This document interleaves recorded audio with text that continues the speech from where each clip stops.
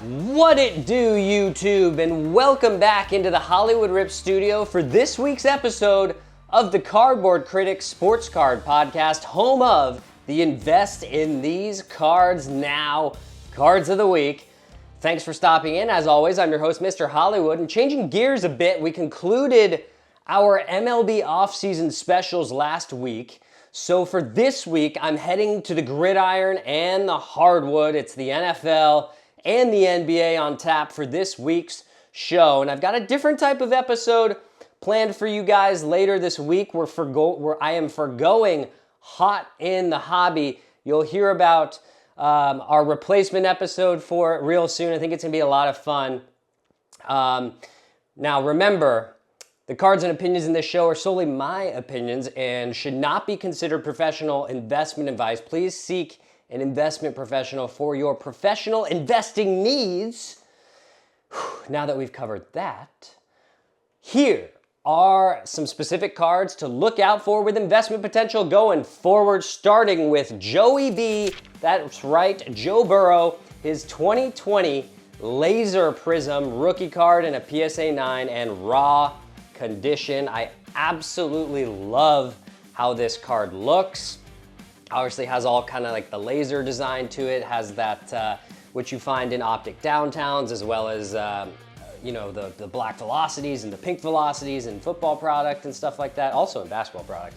I meant in basketball product. But the PSA 9 is down 19% over the past year to $111 per card. The raw version of this is down 66% over the past year to $53 per card. Now, the PSA 10 version of this had a high of $1,100 at one point. The PSA 9 was over $400 at one point, and the raw was over $250 at one point. The PSA 10 is sitting at $362 right now. But Joe Burrow was first in the NFL in passing yards, passing touchdowns, darn near close to the top in passer rating as well. He had a completion percentage of 70.6%, almost 5,000 yards and 43 touchdowns. I expect the usual 10 to 20% drop on this card in the offseason. So if it's me, I'm probably targeting it. I'm probably targeting the 10 under $300. I'm targeting the 9 around $100 and the raw under $50. Joe Burrow he's just the best. He's the best quarterback in the NFL. He's the best thrower in the NFL. Just had a historically bad defense this year, but it will get addressed, you would assume so, in the offseason. This card hung around $650 and $200 for the better part of the last year and a half until last season when they started dropping a lot after that horrible start. The 10 was $650 and the 9 was $200. And I specifically like this card for a couple of reasons. Number one being, it looks unbelievable in person. This card looks incredible in person because of the color match. Obviously, the Bengals wear a lot of orange, and this is the orange laser.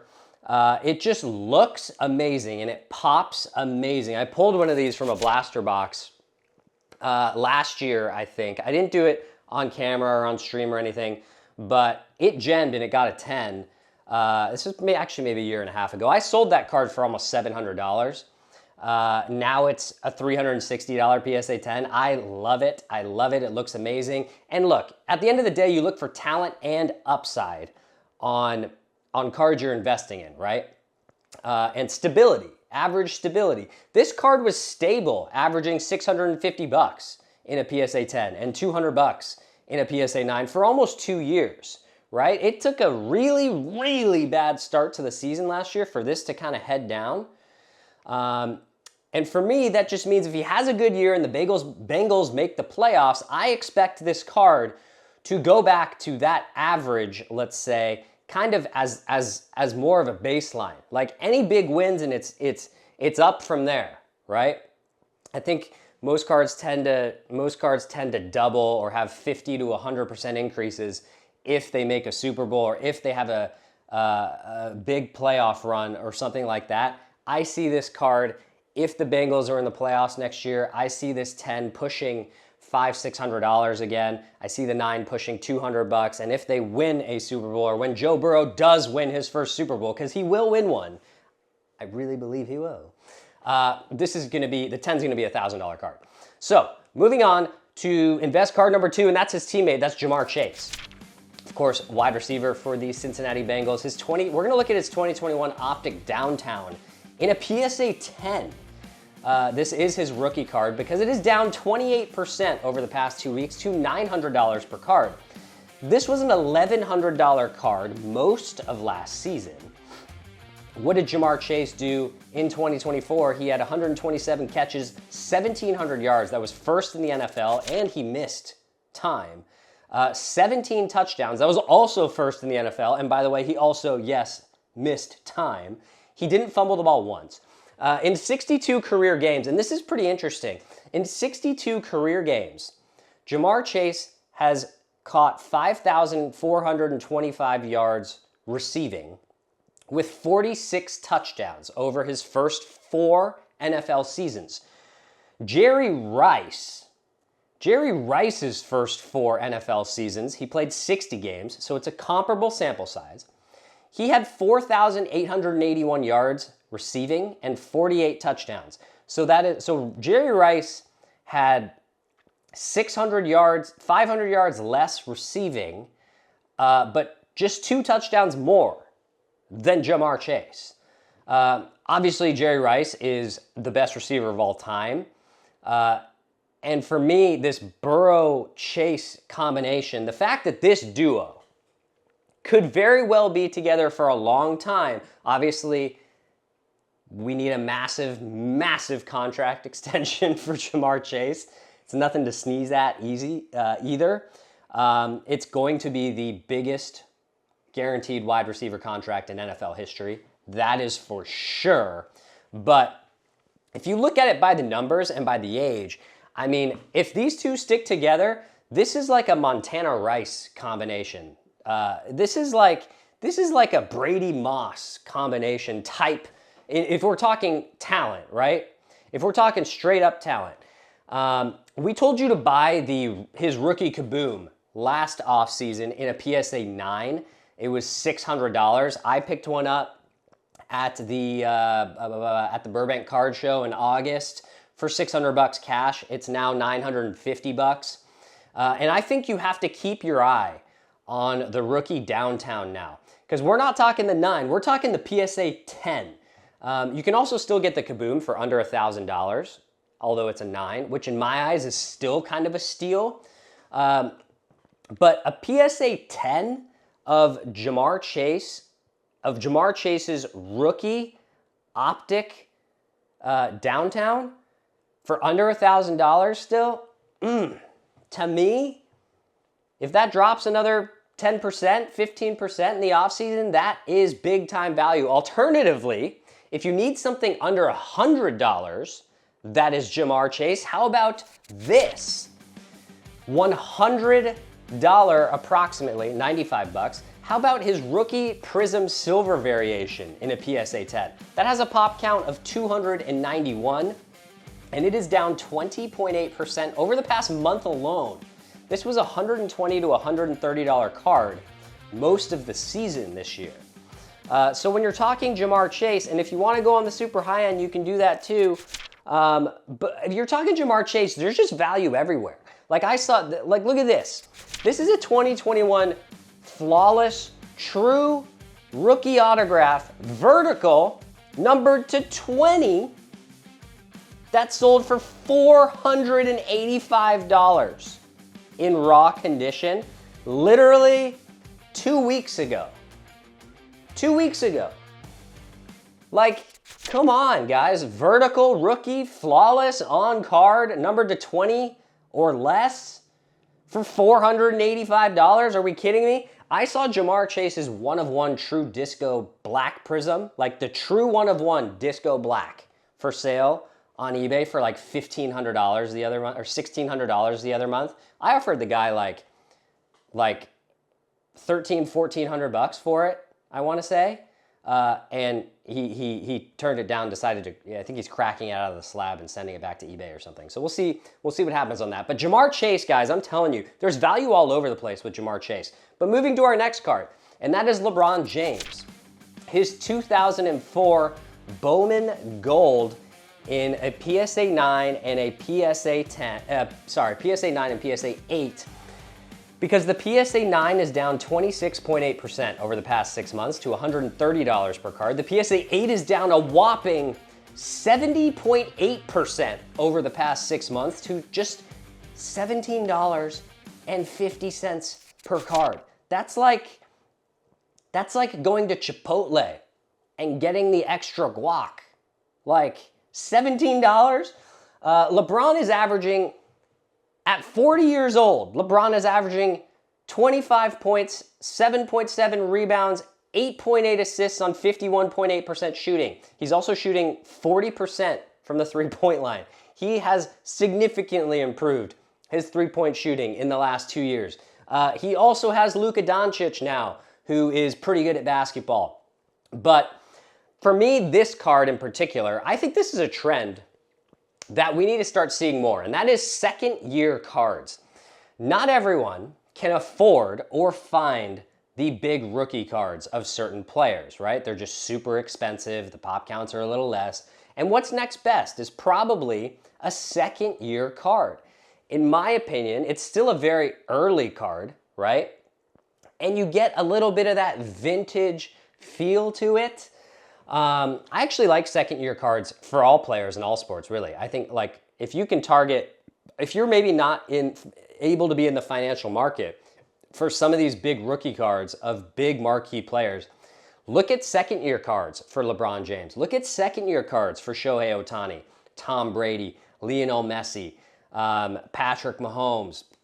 I think this card is a really cool throwback design. It is stamped and foiled on the stamping for the writing. I think that's great. It's an iconic dunk pose for LeBron. And look, how can you not love this for under $20? This is $17, guys. Like I said before, get the extra guac. Moving on, Chet Holmgren, center for the Oklahoma City Thunder. His 2022 Optic Holo in a PSA 9 and 10. The PSA 10 is down 41.4% over the past year to $100. The PSA 9 is down 43.4% over the past year to $18. $18. Whew. I like to look at the full year on stuff like this because that gives you kind of an idea of where it may be at minimum should this team make a Western Conference Finals or a Finals run. Chet, of course, returned to the court after recovering from it was like a broken hip or something this past week. The Thunder are running away with the West as of the filming of this video. I think they're 46-10 or something. But their point differential is 13.2. They play the best defense in the NBA, and that has been, for the last 2 months, without their best defensive player, which is Chet Holmgren, right? They had a great game last night against the Minnesota Timberwolves in Minnesota, and I don't think they played their best, and they still won that game. Chet is averaging 15.4 points, 8.4 rebounds, 1.7 assists, 3 blocks, and he's shooting 48.6% from the field, 75% from the stripe, so you can't hack a Chet. 37% as well from downtown. Look, the Thunder have the best home court advantage in the NBA. They have the best home record in the NBA. The West has looked pretty inconsistent, honestly, aside from them, from what I'm seeing. And I'm not saying that this team is a lock to go to the finals. They are very young. But it really feels like if everyone is operating on full cylinders, that the Thunder are so much better than every team in the West. I mean, I would not be shocked if this Thunder team wins 65. I wouldn't be shocked if they won 65 games. I really wouldn't. I wouldn't be shocked if they won more than 65 games. We talked about SGA a lot on our invest cards. We've had Jalen Williams on our invest cards as well. Chet Holmgren is only 22, and as we've said before, I don't think you're wrong. I don't think you're going to go wrong this season investing in Chet, SGA, or Jalen Williams, because that core will win an NBA championship most likely in the next few years. Who knows? Maybe it ends up being a couple NBA championships. But let's move to our last invest card of the week. And this one is kind of a player in general. But we need to talk right now about someone that we've talked about a lot in the past, but we need to talk and touch base about Victor Wembanyama. Of course, San Antonio Spurs center. I'm going to use his 2023 Prism rookie card in the PSA 10, just that base card, as a barometer for this, not necessarily as the card, because I'm going to be honest with you, I don't like this card. But of course, we all got the news that Wemby has DVT, deep vein thrombosis, which is a blood clot in his shoulder and is being shut down for the season.